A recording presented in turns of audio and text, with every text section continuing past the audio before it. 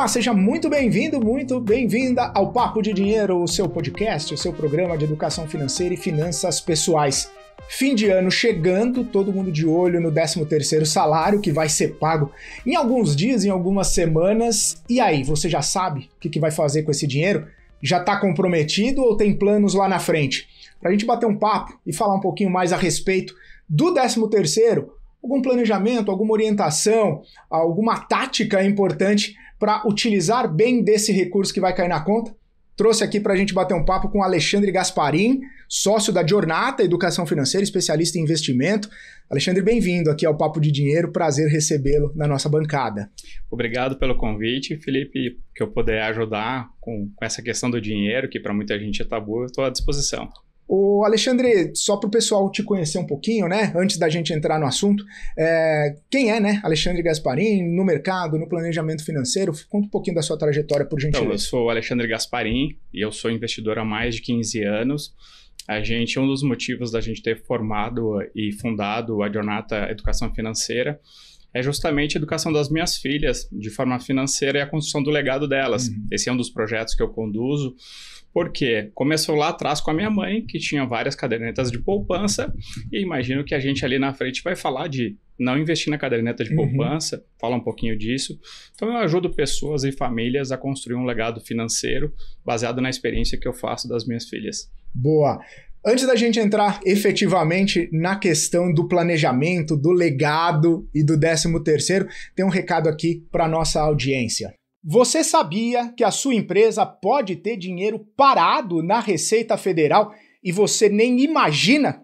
Pois é, em até 48 horas, a Marins Consultoria descobre se a sua empresa tem valores a recuperar de impostos pagos nos últimos 5 anos. E sabe o que é melhor? Tudo isso de uma forma 100% legal, sem processo judicial e também sem briga com a Receita Federal. É o seu dinheiro voltando para o caixa da empresa, com segurança, também com transparência e, claro, com a experiência de quem tem mais de 55 anos de história. O Dr. Eliezer Marins, que é especialista em direito tributário, explica que uma pesquisa mostrou que 95% dos empresários acabam pagando mais impostos do que deveriam. E claro, a Marins Consultoria ajuda você a recuperar esses valores para investir no seu negócio. Mas presta atenção, no dia 1º de janeiro de 2026 entram as mudanças da reforma tributária, que podem tirar esse dinheiro de você, empresário. O momento, então, de recuperar o que é seu é justamente agora. Entre em contato com a Marins Consultoria e descubra se a sua empresa tem valores a recuperar.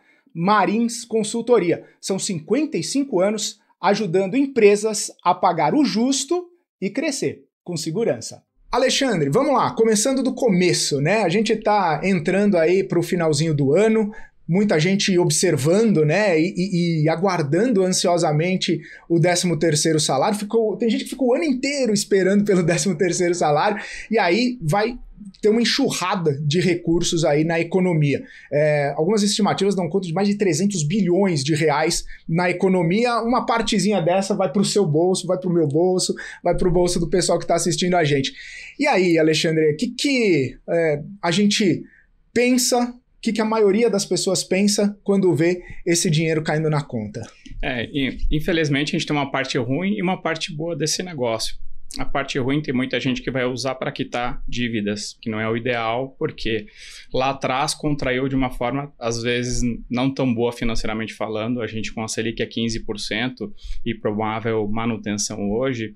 Então, esses juros são muito difíceis de conviver e a gente não consegue fazer a volta neles quando a gente entra num financiamento, né?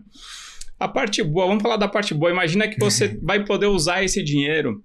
Eu te daria uma dica de guardar esse dinheiro. Por quê?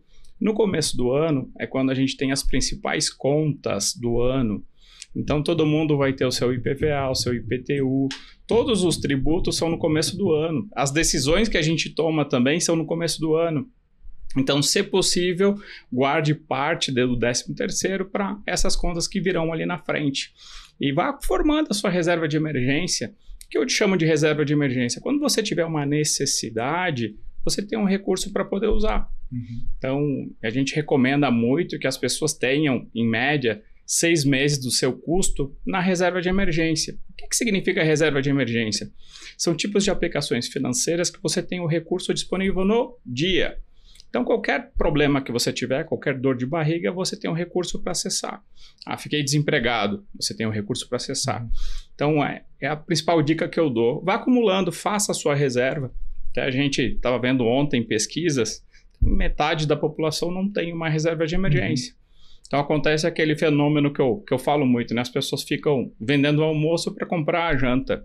Daí, quando tem uma situação de dificuldade, vai contrair um empréstimo, um crédito pessoal ou parcelar no cartão de crédito com juros astronômicos e isso fica impagável lá na frente. Essa é a bola de neve de não ter educação financeira. Mas, assim, educação financeira, claro que ainda é um tema bastante sensível, né, na sociedade, por mais que ao longo dos últimos anos a gente tenha visto uma série, né, de pessoas, uma série de consultores, de planejadores, de influenciadores, um monte de gente falando de educação financeira e parece que a gente está rompendo, né, algumas barreiras, né, mas por que ainda tem tanta gente, né, que sabe de repente o que tem que fazer, ouve conselhos de educação financeira, mas mesmo assim acha que um 13º é um bônus, assim, né? É para gastar, é para curtir a vida, é para poder fazer qualquer coisa ali e não como uma estratégia, como uma ferramenta, uma oportunidade para colocar ordem na vida financeira. A gente nunca teve aula de educação financeira, muito menos nas escolas. Então a gente sempre tem, todo mundo que pega dinheiro, quer gastar. A gente é feito para gastar. Toda hora estão nos incentivando a gastar. Então, isso é muito difícil, mas a gente tem que ter muita consciência de poder ir guardando para o futuro. Porque a gente não tem renda eterna. A gente vai ficando mais velho, a gente vai precisar usar no futuro. Uma dica que eu dou bem legal para você saber se você tem educação financeira ou não, só que é um exercício que você tem que ter verdade com você mesmo. Pegue a fatura do cartão de crédito num Excelzinho ou num papelzinho de pão lá e anote gasto por gasto. Eu duvido, se você fizer isso por 3 meses, em 3 faturas, se você não vai enxergar oportunidade de reduzir gastos. Você vai olhar coisas lá, puta, eu não precisava ter comprado isso. Vai ter aos montes, vão ter assinaturas que você não usa para nada, vão ter gastos desnecessários. Precisa pedir iFood 3 vezes por semana, por exemplo? Eu posso pedir 2, posso pedir uma semana sim, uma não. Então eu não estou dizendo para não fazer as coisas, mas a fatura do nosso cartão de crédito, porque é muito fácil passar o cartão, né, ou aproximar ele conta uma verdade. Só que a gente tem que olhar para aquele número e a gente tem que ser verdadeiro com a gente mesmo. Eu precisava disso. Então quando a gente soma essas pequenas coisas, a gente chega lá na frente com um número bem importante. Aí você vai ter outro 13º, provavelmente. Pô, isso aí seria sensacional, né? É o sonho de todo mundo ter o 14º, 15º. Mas você citou uma questão importante, né? Que adotar um comportamento, né? Adotar uma prática, adotar uma estratégia. E a gente percebe, o Alexandre, que é chato, né, fazer isso. É um comportamento que vai ali, que acaba colocando uma barreira para você encarar alguma coisa que está te machucando, que está trazendo algum tipo de incômodo, e mudar padrões de comportamento é um pouco complicado. Como que você lida com isso, né, com os clientes, conversando com as pessoas que te procuram para colocar, inclusive, ou tentar mudar um padrão de comportamento que a gente sabe que às vezes vai vindo de anos ali e se repetindo e se repetindo. O que eu dou de sugestão é muito difícil mudar de uma hora para outra. E a gente não tem que abrir mão de tudo que a gente faz. São pequenas coisas aos poucos. Então, o que eu oriento os clientes? Ele vai fazer uma viagem, por exemplo, ou ele vai ter uma despesa lá na frente. Se planeje com antecedência. Então, vá fazendo pequenas concessões antes do tempo, aí você vai ter o recurso quando você for usar. Por exemplo, eu quero fazer uma viagem lá no inverno para Gramado. Você acha que procurar a passagem para Gramado no inverno é a melhor decisão? Então, no verão, obviamente, vai estar muito mais barato para você procurar. Então, se você conseguir se planejar com antecedência, tudo que é planejado, você vai pagar mais barato e você vai gastar menos recurso. Então, se a gente conseguir, aos poucos, trazendo essa consciência das pessoas para elas irem guardando aquele pedacinho ou tomando decisões melhores com mais tempo, automaticamente vai sobrar mais recurso no final. Falando em comportamento, né? O que você mais vê acontecer em questão de padrão de comportamento quando cai o 13º na conta? Já que a gente está nesse assunto, né, e observando esse assunto, que tipo de erro, que tipo de comportamento, que tipo de padrão, que tipo de atitude as pessoas têm aí quando recebem esse dinheiro? Fora as pessoas que já comprometeram esses recursos, Felipe, eu vejo muitas pessoas que receberam no outro dia, acabou. Ou se não, já está comprometido com os presentes do final do ano, tá?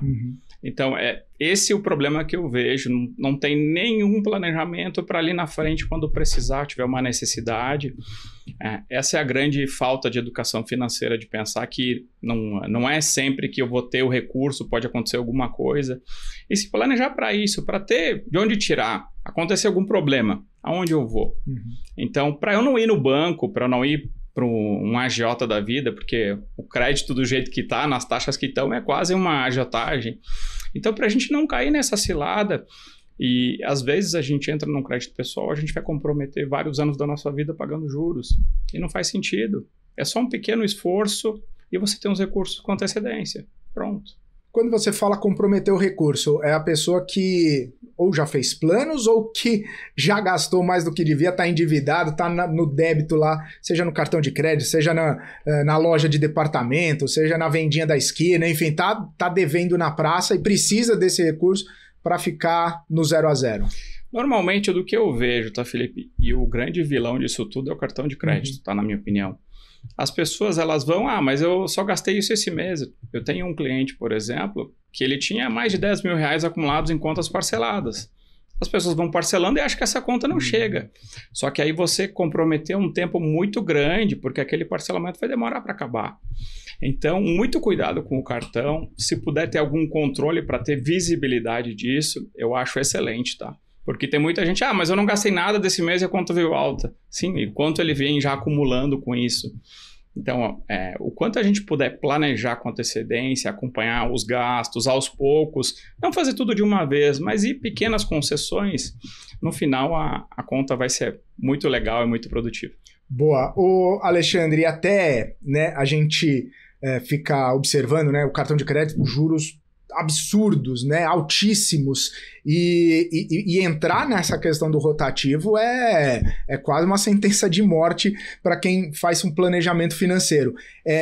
Você observa que a utilização do 13º minimiza, quita na maioria das vezes e sobra algum recurso, ou só serve para possibilitar alguma negociação, né? Ou poxa, tô com dinheiro na mão, vou entrar em contato com a operadora do cartão para tentar, né, baixar o juro, para tentar diminuir um pouco de multa. Esse dinheiro bem utilizado nesse ambiente, como que funcionaria? Obviamente, a gente tem que planejar para acabar com esse custo, tá? Com os juros que você bem citou, lá na frente, isso vai virar algumas vezes esse valor que ele fez de dívida. Então, o quanto antes você puder negociar isso, quitar com antecedência, parcelar e já ir acabando com esse custo, melhor. Então, o quanto antes, tá? Porque eu já vi muitas casas de comprometer 3, 4, 5 anos, quando a gente olha de custo, para ele conseguir sair daquele buraco. Porque aí você vai abrir mão, por exemplo, da escola do seu filho, de tirar de uma escola X para ir para uma Y para gastar menos. A gente não vai fazer isso, né? É muito difícil fazer isso. Então é melhor a gente planejar antes para não chegar numa situação dessa. Eu vejo pessoas acontecendo isso, viu? Todos os dias. Tem algum caso de alguém, principalmente nessa época do ano, né? Que você muito bem falou, as pessoas, quem não está comprometido vai gastar no fim do ano, vai aproveitar Black Friday, vai aproveitar para comprar presente de Natal. As pessoas, elas se mostram preocupadas com essa balança, ou fala assim, tudo bem, já estou endividado mesmo, deixa lá e vou viver minha vida? Eu tenho visto a questão das pessoas ficarem preocupadas, Felipe, só que tem um monte de gente que toma decisão emocional. Tá. Aí passa 1, 2, 3 dias, uma semana, um mês, ele vai lá e ele cede. Então, essas coisas feitas com emoção, elas te geram um problema financeiro ali na frente. Então, o planejar, executar seguir com disciplina, isso é muito, muito importante. Principalmente para quem está bastante endividado já.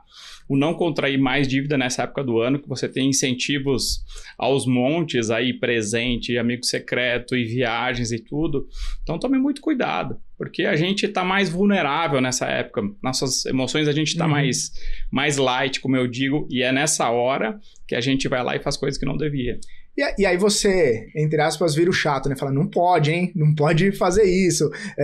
Presta atenção. Qual que seria a saída, né, Alexandre? Porque a gente já tá mais sensível nessa época do ano, já quer confraternizar mais, já tá cansado, trabalhou o ano inteiro, quer relaxar um pouco.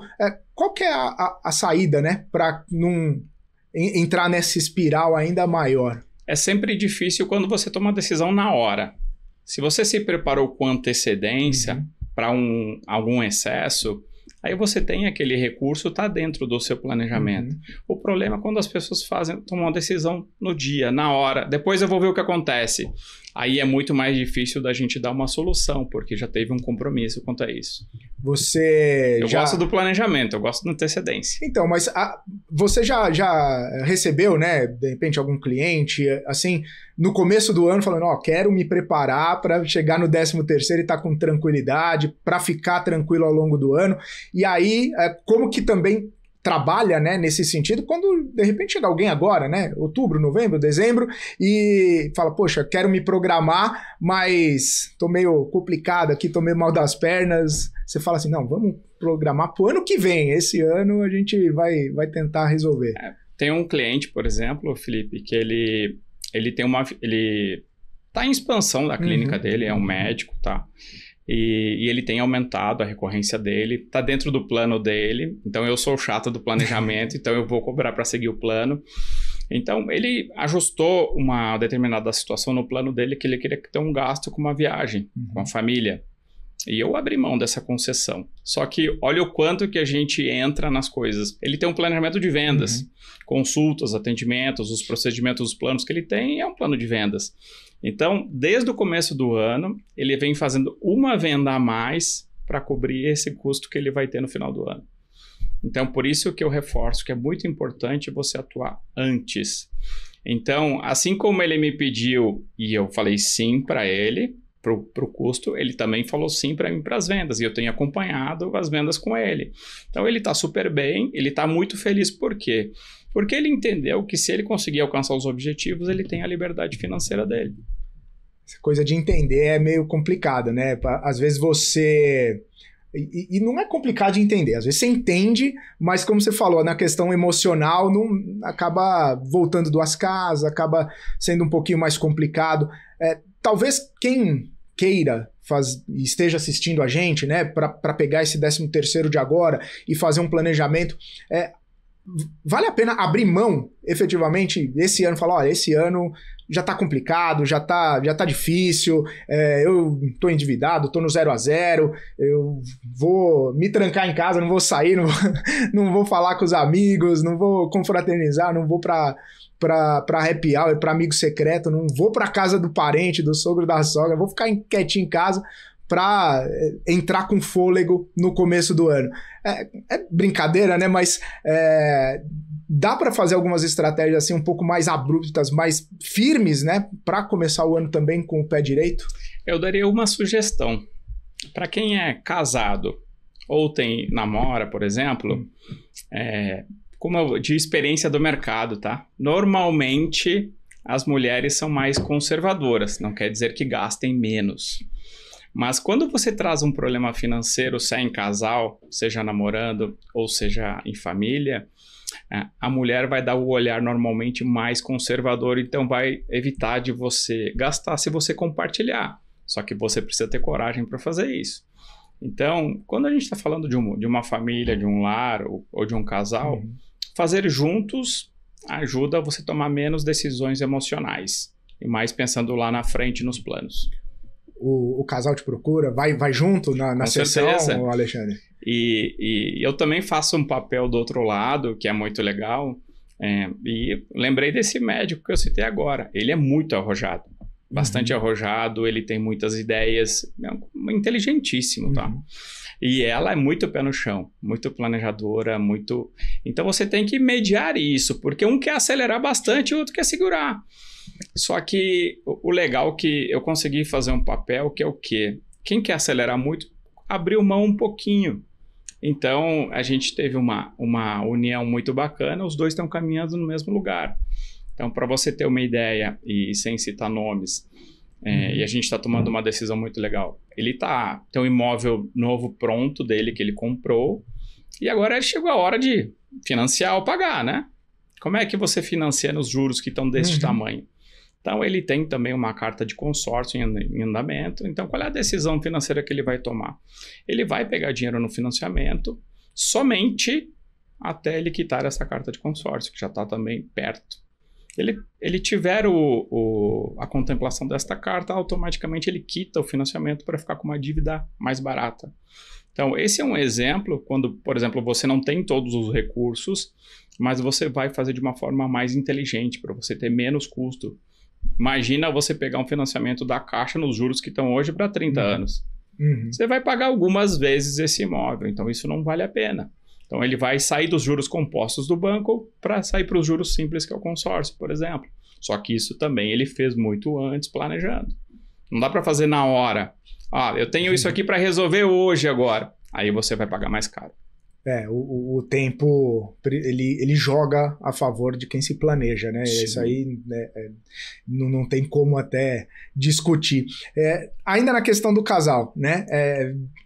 Tem alguma forma de abordar e de conversar e tudo mais para ficar um pouco mais leve, ou geralmente é mais tensa a conversa? A mulher fala que o homem gasta, o homem fala que a mulher gasta. A conversa é muito legal, Felipe, porque eles estão me usando justamente para durar o outro. Então, para mim, fica muito legal, porque eu tenho que fazer o meio de campo para não brigar com ninguém, óbvio. Mas eu dou exemplos. Dá para tomar partido também. Eu dou exemplos para a gente chegar num consenso. E eu sei para o caminho que a gente quer chegar. E se a pessoa me procurou, porque ela quer mudar. Então, eu tento conduzir esse caminho para ficar um negócio legal, para que normalmente um abre mão de alguma coisa e o outro abre mão de outra e caminham. Importante estarem juntos. E os objetivos comuns também, como, né, casamento é assim, né? Objetivos comuns. E aí, só pra gente amarrar esse finalzinho aqui na questão do 13º ainda, né? Se o objetivo, né, acaba sendo de um, de outro, vai afinando e tudo mais, para utilizar esse recurso, às vezes acontece também de um não ter, o outro não ter, aí vai juntando uma coisa, aí o outro se propõe, tem uma dívida ali, para fazer a coisa acontecer. Vai cedendo, vai tendo esse diálogo, vai trazendo os sonhos e os objetivos em comum, independentemente se um tem, se outro não tem, e se vai um colabora mais, um contribui mais que o outro. Na hora de abrir o mapa lá, o planejamento, é todo mundo remando para o mesmo lugar. É que quando chegou nessa hora dessa conversa, todo mundo já mostrou o que fez de errado. As decisões e o porquê. Então, já teve as desculpas e a gente está na fase de executar. Então, é muito mais fácil, porque tem uma conversa antes de ver o tamanho do endividamento, a capacidade de investir, tudo, aonde quer chegar. Então, quando chega nessa parte, já está mais fácil. Então, é muito mais os dois já combinaram que vão fazer isso, vai fazer aquilo, e aí a gente segue para o plano. Boa. Ô Alexandre, a gente vai agora para um rápido intervalo, daqui a pouquinho a gente continua falando sobre o 13º, e aí a gente expande um pouco mais, né? Fala de quem não está endividado, fala de investimento, fala um pouco de aplicações, enfim, de uma utilização um pouco mais, talvez, interessante para o 13º do que ficar pagando dívida, ficar pagando juro de cartão de crédito, que o objetivo não é esse, né? O objetivo é viver a vida com tranquilidade. Mas a gente vai para um rápido intervalo, daqui a pouquinho eu tô de volta aqui no Papo de Dinheiro com o Alexandre Gasparin, ele que é sócio da Giornata Educação Financeira e especialista em investimento. Continue com a gente, o Papo de Dinheiro volta já já.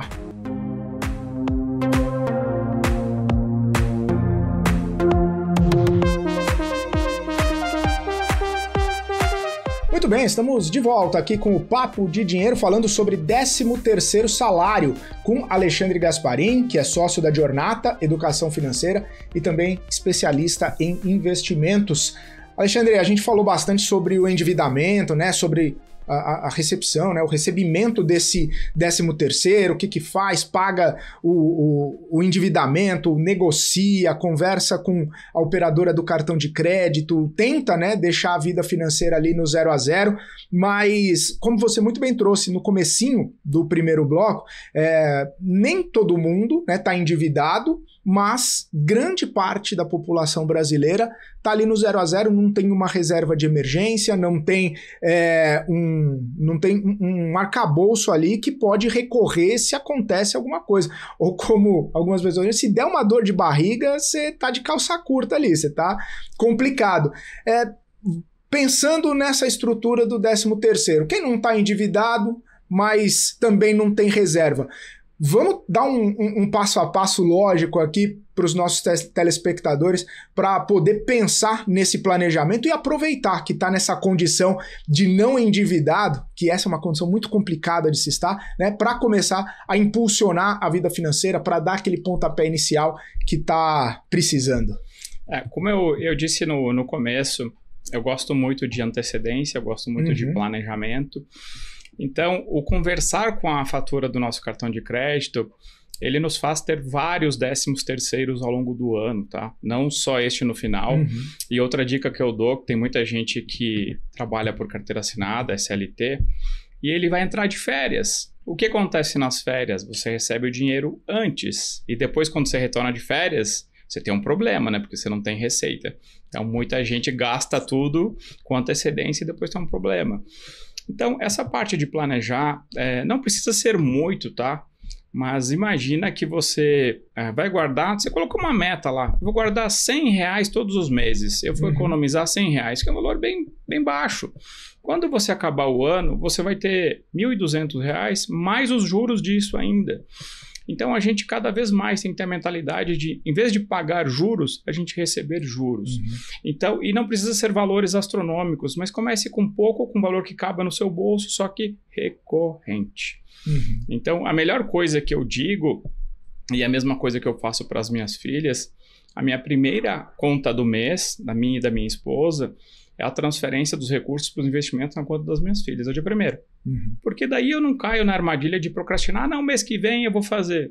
A gente tem um compromisso. Todo dia primeiro eu tenho o dinheiro que eu transfiro para o futuro financeiro delas. E não tem. É a mesma coisa você. Eu quero formar minha reserva de emergência e eu oriento que seja pelo menos 6 meses dos seus custos que você tenha, pelo menos isso guardado com liquidez, ou seja, o dinheiro que você pode tirar naquele dia, tá? Mas você vai construindo isso. Depois que você formatou a sua reserva de emergência, eu tenho lá recursos com liquidez para 6 meses do meu custo, aí eu começo a investir com mais prazos, a diversificar, porque daí eu estou seguro. Então, a primeira coisa que a gente faz é a reserva de emergência. Só que são de pequenos hábitos, todos os meses, um pedacinho, e você vai construir isso lá na frente. Essa bola de neve tem que ser a seu favor, não contra, não pagando juros, recebendo juros. Ô Alexandre, tem aquela velha frase, velho ditado lá, falando que o melhor tempo para plantar árvore foi há 20 anos, o segundo melhor é agora. Assim como nos investimentos, né? O melhor investimento, melhor época para se investir foi 30 anos atrás, a segunda melhor é agora. Meio que para não deixar para depois. Pensando em quem não tem reserva, quem também não tem dívida, pegando esse dinheiro do 13º, qual que é a orientação, ou de repente até uma sugestão de sua parte, para que a pessoa comece a montar a reserva de emergência, mas também sem, né, abrir mão e de repente gastar ou curtir um pouco desse recurso no fim do ano, que a gente comentou inclusive, que acaba sendo um pouco mais emocionalmente sensível para que as pessoas gastem dinheiro. Se a pessoa está tranquila, mas quer começar o planejamento agora, como que estrutura também esse plano? Tem várias formas de fazer, tá, Felipe? Hoje é muito mais fácil do mercado financeiro do que era lá atrás. Hoje, praticamente quase todos os investimentos com liquidez diária para formação de reserva de emergência, eles vão fazer quase o dobro da caderneta de poupança, tá? Então, imagina que a pior aplicação que tiver no banco, se você entender alguma coisa no mercado financeiro, você vai performar quase o dobro da caderneta de poupança. A gente tem hoje a Selic a 15%, que deve ter uma manutenção. Então, as pessoas não conhecem a Selic, mas elas já ouviram falar em algum momento do tal do CDI. O CDI ele é sempre 0,10 menos do que a Selic, então atualmente a gente tem 14,9% ao ano, que é uma belíssima taxa se a gente for olhar para um recurso que vai ficar parado na reserva. Uhum. Então, hoje você pode fazer um CDB de liquidez diária, por exemplo, 100% do CDI. Você pode comprar um título do Tesouro Selic, por exemplo. Tem muitos fundos que acompanham também o CDI. Só que a grande dica que eu dou, tá? E é onde o bancão normalmente ele engana os clientes por não ter educação. Não é enganar de roubar, não. Mas o trabalhar com a falta de educação financeira. Quando você vai aplicar, por exemplo, num CDB, que é muito conhecido, já bastante popular, quantos por cento do CDI esse CDB vai pagar? Então, eu já vi CDBs pagando 70% do CDI, 75%. Então, para uma reserva de emergência, não aceite menos do que 100% do CDI. Então, essa é a dica que eu dou. Então, você tem a sua conta no banco, hoje você pode abrir de forma digital, não tem custos para isso. E você vai aplicar num título, num CDB do banco, a 100% do CDI, pelo menos, tá? Hoje a gente consegue fazer a partir de R$50, para você ter uma ideia. É muito democrático, é uma forma bastante inteligente de se fazer. E aí, para quem está começando e estruturando ali e tal, considerar segurança, liquidez, você falou da rentabilidade, né? Não menos do que 100% do CDI, que é uma bela taxa, mas tem que ficar atento a essas outras questões também, né? Não sei se exatamente para reserva de emergência ou se para reserva de emergência justamente precisa estar atento a essas coisas. Não, precisa. Você normalmente na reserva de emergência você tem os bancos pagando na casa de 100% do CDI. Quando você pegar bancos menores ou financeiras, alguns agentes do mercado financeiro que também vendem títulos no mercado, você às vezes encontra 120 do CDI, por exemplo, por cento do CDI. É mais do que 100, obviamente. Só que você tem o outro lado que é segurança. E essa outra casa lá, qual é o risco, por exemplo, de quebrar, de não te pagar? Então é isso muito que você tem que estar atento. Mas o que é legal para o pequeno investidor? A gente tem o FGC, que é o mecanismo de proteção para os CDBs, por exemplo, que a gente tem até R$250 mil protegidos. É uma espécie de seguro. Obviamente que se tiver uma quebradeira no mercado, ele provavelmente não vai socorrer todo mundo. Mas para pequenas casas isso é interessante. Então, para os CDBs, as LCAs e LCIs famosas, letras de crédito do agronegócio, do setor imobiliário, elas contam com a cobertura do FGC. Então, você pode ir fazendo isso de forma segura. É só saber alocar de forma inteligente para não deixar passar os limites e você está de forma protegido. Mas se você não quer usar esse mecanismo, por exemplo, você não tem aversão a risco, você pode contrair títulos de bancos maiores. Por exemplo, você tem 5, 6 bancos no Brasil que são muito sólidos. Então, contrate desses títulos, às vezes você vai abrir um pedacinho de taxa, abrir mão de taxa, e você tem mais segurança. Aí, dá para fazer estratégia também, Alexandre, de... recebeu a primeira parcela, faz uma estratégia, recebeu a segunda parcela do 13º, faz outra estratégia, pensa um pouquinho em curto prazo, médio prazo, longo prazo, como que joga também, né, com essas questões do dinheiro caindo em tempos diferentes, podendo aproveitar oportunidades diferentes e também contratando, né, algum tipo de rentabilidade ou de tranquilidade ali em relação ao investimento em diferentes tempos também de objetivos. Isso é legal, desde que você já imagina que você já formou a sua reserva de emergência. Você já tem lá 6 meses do seu custo com liquidez, o dinheiro já disponível para você. Aí você pode ir investindo em prazos diferentes, porque você vai alcançar rentabilidades também melhores e muito focados para o objetivo. Por exemplo, eu quero comprar um imóvel, uma casa daqui a 3 anos. Você pode ir planejando isso para aproveitar as oportunidades que o mercado te dá de juros. Então, para você ter uma ideia, quando a gente teve o case das americanas e da fraude das americanas, eu vi no mercado CDBs pré-fixados pagando 18% de juros. Isso não existe mais. Já tem um prognóstico para frente dos juros começarem a cair. Mas tem muita gente trabalhando com juros altíssimos. A gente tinha lá atrás títulos pagando 120%, 130% do CDI. Imagina 18%, 19% atuais, até mais. Então, isso já não tem mais também. Então, você também tem que ir trabalhando e olhando para o mercado para ir alocando de forma inteligente. A gente tem uma ferramenta que é pública, gratuita, que eu aconselho todo mundo para começar a entender um pouquinho do mercado. Todas as segundas-feiras está disponível o Boletim Focus.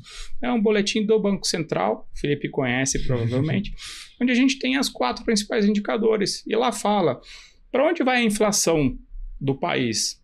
Agora, para frente, anos para frente, para onde vai os juros, para onde vai o câmbio, para onde vai o PIB.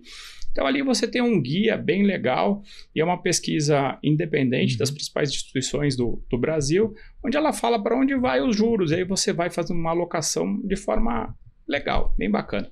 Boa, até porque é importante a inflação, né? Porque muita gente tem reajuste de salário em relação à inflação e tal, e aí você já começa a ter alguma percepção. Só para pontuar, né? Que a gente falou da questão dos investimentos, e aí você falou, não, ó, se você já tem a reserva, aí você começa a fazer. Então, para ficar bem claro, enquanto não montou a reserva naquela estrutura lá, 6 meses, enfim, né? Diante da sua necessidade, não coloca dinheiro em outro lugar. É reserva, depois é que vai pensar em outro investimento. Eu vou te dar um exemplo, tá? E eu vi na prática isso acontecer. Tem um cliente que ele não tem reserva, só que ele adora investir em ações. As ações, ele é um bicho de renda variável. Ele sobe e desce. A gente tem o mercado trabalhando nas máximas agora, então tá todo mundo feliz, né? Menos eu que gosto de comprar barato. Mas qual que é o risco deste negócio? Imagina, você não tem nenhuma reserva de emergência. Você teve um problema de saúde. Você vai precisar ficar internado 10 dias de um hospital top porque você não quer ficar no SUS. E de onde você tira esse recurso? Você vai ter que vender as ações que você tem em carteira. E eu uso muito uma expressão que é muito comum e todo mundo entende, né? Eu tô comendo um pão com manteiga e ele cai. A manteiga cai sempre virada para o chão. Então, se eu precisar vender as ações, normalmente não vai ser um bom momento para isso. Por quê? Eu vejo muitos exemplos nesse sentido. E, do contrário, se você tem uma reserva, você vai passar por aquela situação e não abalou o seu patrimônio. Às vezes, e tem muita gente que se arrepende, se tivesse continuado... Por quê? Porque não tem paciência, né? Passou 2, 3 anos e tá lá 50%, 60% do valor que tinha. Vários casos assim. Por exemplo, vou te dar um exemplo na prática. Fundo da Eletrobras. Todo mundo investiu seu FGTS no fundo da Eletrobras. Depois que a gente teve troca de presidência, a gente teve questionamento do governo atual frente à privatização da Eletrobras. O que aconteceu com as ações da Eletrobras? Tudo que é público e não privado cai, porque tem menos controle, a gente tem uma gastança descontrolada e tudo. E o que aconteceu agora nos últimos 6 meses com o fundo da Eletrobras? Ele tem mais de 50% de alta este ano. Então, é muito um exercício de paciência. Então, as pessoas passaram 1, 2, 3 anos sofrendo. Agora estão com a rentabilidade excelente. Só que, paciência. Se é para ter algum problema, tem que ser agora que está nas máximas, né, Alexandre? Quanta gente vendeu ou saiu lá atrás quando estava caindo? E aí volta, né, naquela coisa lá, planeja, né? Não dá para fazer nada sem planejamento, porque você acaba pagando mais caro, você acaba tendo que vender mais barato e ficar um pouco mais complicada aí toda essa situação.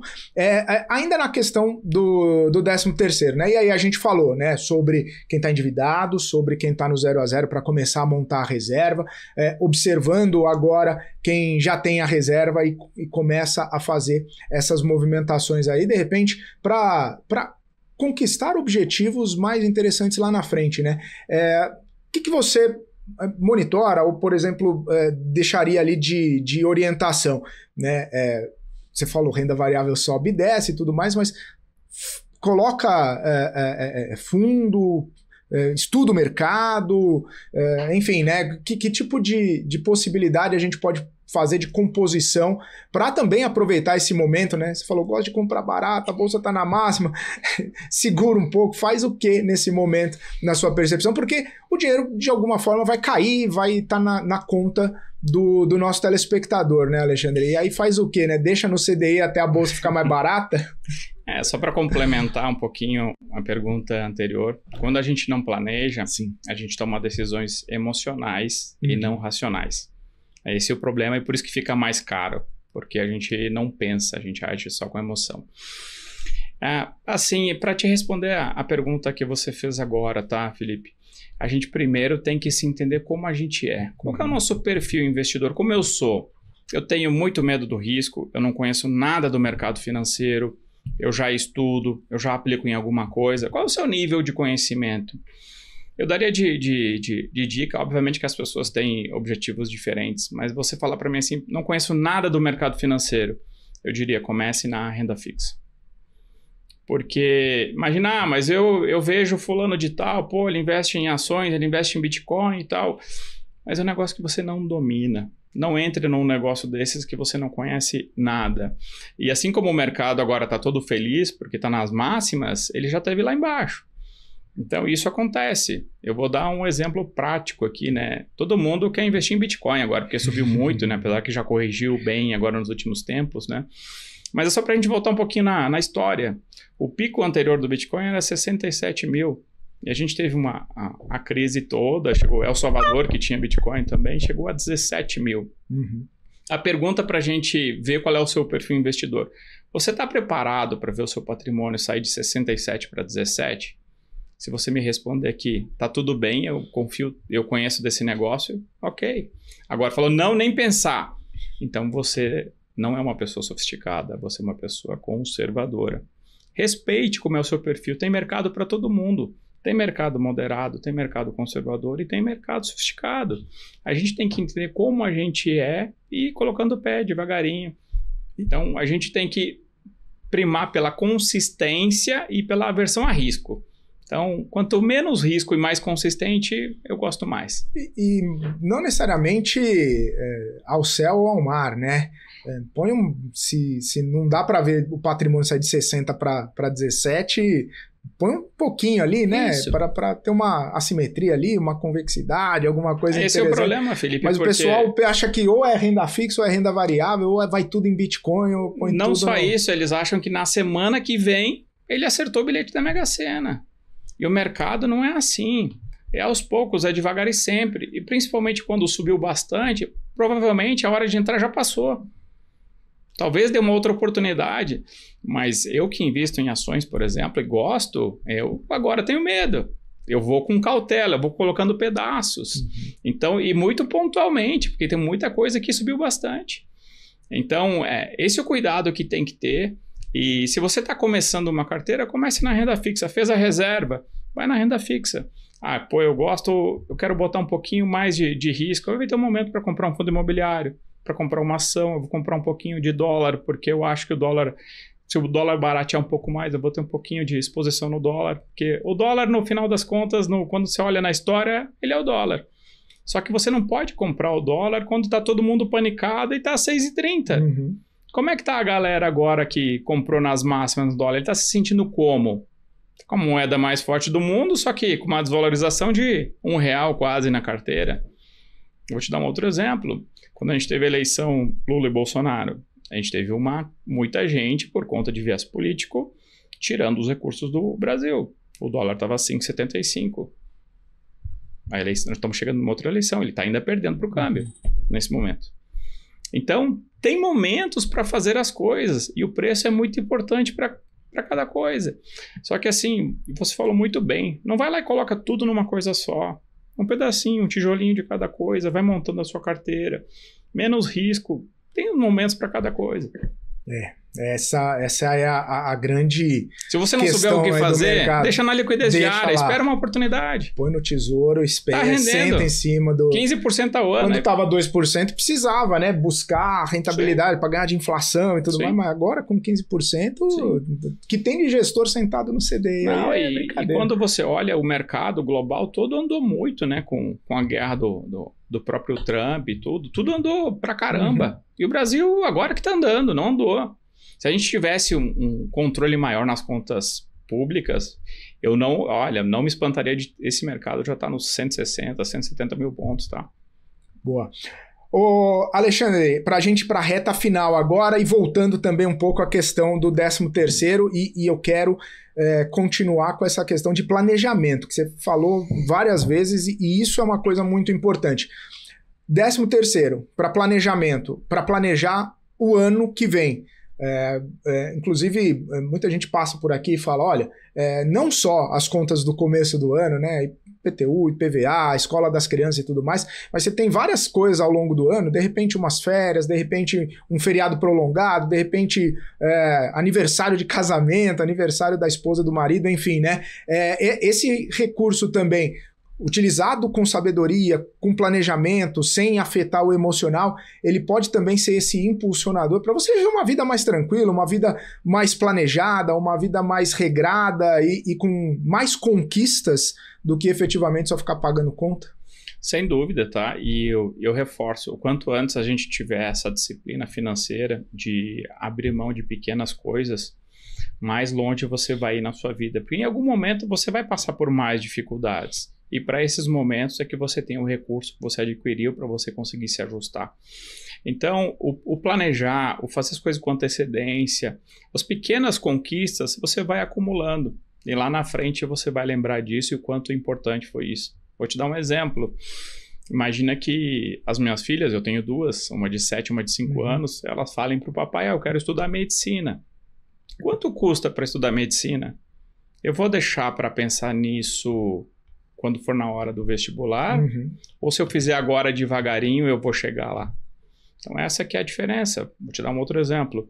Hoje com R$300, uma criança que nasceu agora, os juros que a gente está no país, quando ela tiver 18 anos, ela tem R$300 mil, aproximadamente, tá? Dá para fazer até mais, tô falando de forma bastante conservadora. E R$300 não é um valor muito alto. A gente consegue ir tirando, pegar o pedacinho do 13º, por exemplo, que vão ter duas, né? Vai ter novembro e dezembro. A gente tem um pedacinho das férias. Tem gente que vende 10 dias das férias, por exemplo. Junte esses pedaços e acumule. Faça o seu colchão de segurança, construa o seu legado. É isso que eu dou de ensinamento. Receba juros, não pague juros. Tava pensando aqui na medicina, vão muitos 13º aí, viu? Vai bastante coisa. Duas ainda, meu Deus do céu. Vai muito, né? Eu tô nesse pensamento. A minha filha tá com 3 anos, né? Falei, vou ter que... As minhas meninas são investidoras desde que nasceram e elas só têm na carteira delas ações de dividendos. Eu não indico isso para todo mundo. Isso o pai e a mãe funcionam assim, o perfil deles é esse, a gente acredita muito na tese, mas você pode fazer uma carteira para um filho só de renda fixa com os juros que tem no país, de várias formas. Eu quero fazer só dólar nas oportunidades que eu tenho. Você pode, só que faça, não deixa para fazer depois. Se você não começou ainda a guardar para o seu futuro, seja para um filho, ou seja para você, faça agora, faça hoje já. Eu não comecei ainda, comece. Quanto mais demorar, mais caro vai ser, menos resultado. E aí dá para usar essa época do ano também como algum tipo de orientação, ou até mesmo sinalização para o próprio filho, para a própria criança, né? Pô, peguei um dinheiro aqui, vamos colocar em algum lugar, vamos organizar, vamos pensar lá na frente, vamos investir, até como exemplo, né? O que eu vejo, sabe, Felipe, e serve de educação, normalmente a criança pega um dinheiro e quer gastar. Então você vai colocando um hábito nela ruim, porque vai ficar depois um adolescente, um adulto que quer gastar.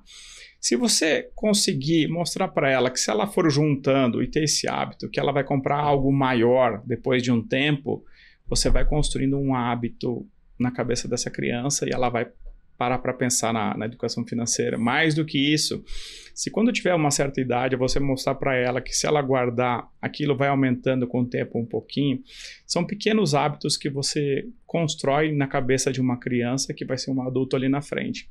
Aí ele vai pensar 2 vezes na hora de contrair uma dívida ou não. Boa. Só que começa antes, né? Não depois. Pois é. Não, é algo que vai tendo que ser construído ali.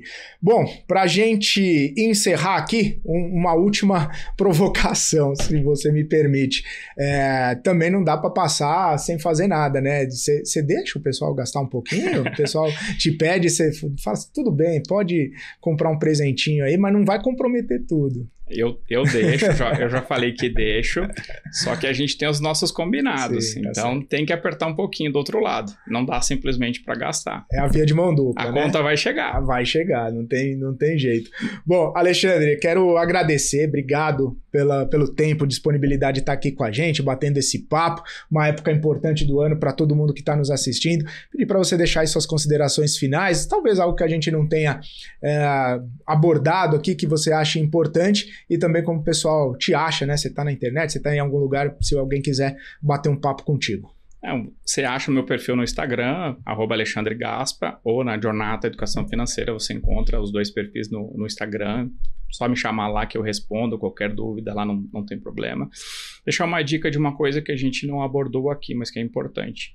Quem está começando nos investimentos, jamais faça nenhum tipo de investimento que não seja na sua conta, no seu CPF. Eu vejo até hoje, mesmo tendo batido muito nessa questão, de pessoas que falam, manda dinheiro para minha conta que eu invisto. Fuja disso. Quando você escutar esse tipo de coisa, você foge, saia disso. Então, os principais problemas que eu vejo no mercado de golpes são esses. Outra coisa, não vá simplesmente pegar uma dica na internet lá e saia fazendo. Tente estudar um pouco, pedir uma ajuda de um profissional e sempre você respeitar. A gente, quando abre conta num banco, numa corretora, a gente responde umas perguntas do perfil de risco. Não deixe ninguém responder por você. Responda como você se sente. Aquela chave é um cadeado que protege a sua conta. Não deixa você fazer coisas que você não tem perfil. Então, essa é a dica que eu dou para todo mundo. E muito cuidado com essa época, escudo levantado agora, porque é muito fácil nessa época da gente gastar mais do que deve. Então, muito cuidado com o cartão de crédito. Então, passe longe dele, deixe ele bem escondido se puder, porque é uma tentação nessa época. E aí, começar o ano com o pé esquerdo endividado já dá dor de cabeça pro resto do ano, e aí 2026 vai ser aquele ano, né? Vai ser 26, vai ser pesado. Daí. Boa. Alexandre, obrigado, viu? E aí, eu até lembrei, você falou, não vai pôr dinheiro na conta dos outros para investir, é o que fala, né? Dinheiro na conta dos outros para investir e construir no terreno da sogra também não dá. Tem que ser no seu terreno, senão você pode ter complicações lá na frente. Sem dúvida. Obrigado, viu? Prazer tê-lo aqui no Papo de Dinheiro. A gente falando, né? 13º salário. Você vai receber o seu, e aí? Já pegou as dicas? Já pegou as orientações do que vai fazer com o dinheiro? É isso aí. Se não conseguiu assimilar, vai lá no nosso canal do YouTube, acessa o nosso Papo de Dinheiro e anota tudo que o Alexandre Gasparin, sócio da Jornata Educação Financeira, especialista em investimento, comentou aqui com a gente. Eu vou ficando por aqui, volto na semana que vem com mais Papo de Dinheiro. Obrigado pela audiência e pela companhia. Forte abraço. Tchau, tchau.